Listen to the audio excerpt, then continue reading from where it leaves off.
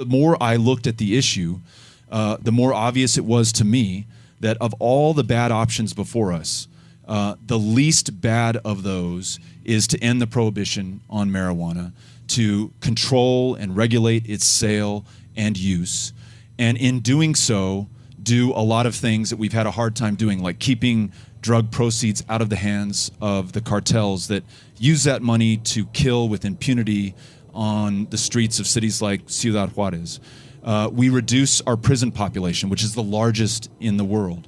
We return money, or at least quit taking it from taxpayers, to spend on a $1 trillion failed experiment, $1 trillion in the last 40 years. And I say all that knowing that it's not a perfect solution, knowing that a drug like marijuana, despite what people think about it, is dangerous in many instances. It's dangerous for kids whose brains are still developing. In no uncertain terms, we absolutely have to do a better job in keeping it away from them. But in the last 40 years, after spending $1 trillion trying to do just that, marijuana is just as available to the teenager in an El Paso high school as it was in 1976. It is only about 300 times more potent today than it was back then.